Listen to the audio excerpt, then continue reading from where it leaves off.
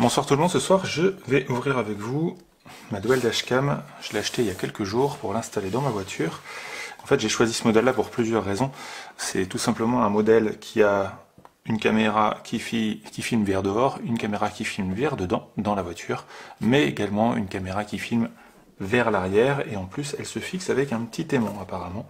C'est ce qui m'a bien plu, c'est facile à enlever, c'est bien mieux que les ventouses. Alors, voyons voir ce qu'on a dans la boîte. Je vide tout et je verrai bien après. Hop. Tac, voilà. Et puis la notice, ça sera quand je m'amuserai à faire le montage.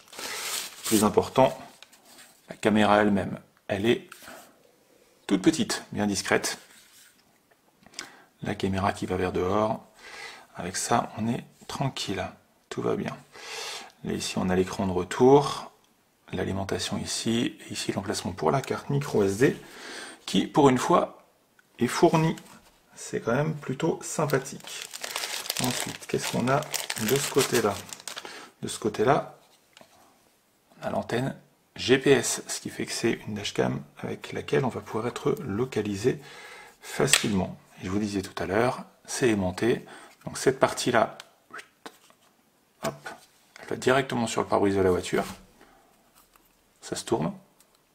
Donc une fois qu'on a collé ça au pare-brise, il y a juste à appliquer la dashcam. Et quand on va aller approcher la dashcam, hop, elle se fixe toute seule, tout simplement. Alors, ça sera pour plus tard. On a ici les petits outils, ça c'est vraiment pas mal. Ça permet de pouvoir fixer les câbles là où on veut. Donc moi je les ai déjà sur ma voiture. Ils sont déjà au bon endroit. En fait, si vous regardez bien, hop, dans ce sens-là, en fait, vous avez le câble qui passe à l'intérieur et qui se retrouve coincé. Et après, vous avez juste à appuyer dessus et c'est fermé. Hop. Vous voyez, en fait, le câble, une fois, il est fermé. Et s'il faut rouvrir, en fait, c'est assez simple. Il y a juste à retirer et à faire glisser sur le côté. Et c'est à nouveau ouvert. Voilà, tout simplement. Très pratique. Je l'utiliserai pour autre chose. Ils sont déjà en place. Ici, qu'est-ce qu'on a? Évidemment, c'est l'alimentation directement sur l'allume-cigare. De mon côté, c'est pareil. J'ai déjà tout qui est prévu. En positif, sur celle-là, il y a un emplacement supplémentaire pour une prise USB, ce qui permet de pouvoir faire l'économie d'un port. Pour le coup, celle-là, je l'utiliserai parce que sur celle que j'ai actuellement dans la voiture, je ne l'ai pas. Ensuite, qu'est-ce qu'on trouve ici? On trouve la seconde caméra, celle dont je vous disais tout à l'heure, qui filme à l'intérieur de la voiture, avec une prise, une sorte de prise HDMI, ça ressemble quand même, et qui se branche ici sur le côté.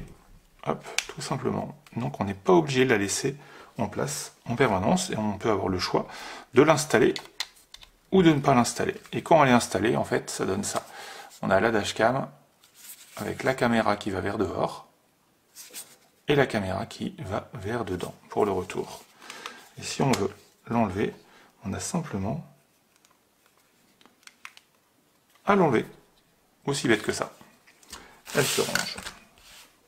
Et ici, la dernière partie, c'est la caméra qui va sur l'arrière. Gros avantage de celle-là, comme vous pouvez le voir, elle n'est pas spécialement petite, ce qui est un très bon point parce qu'elle peut s'installer dehors. Elle est étanche.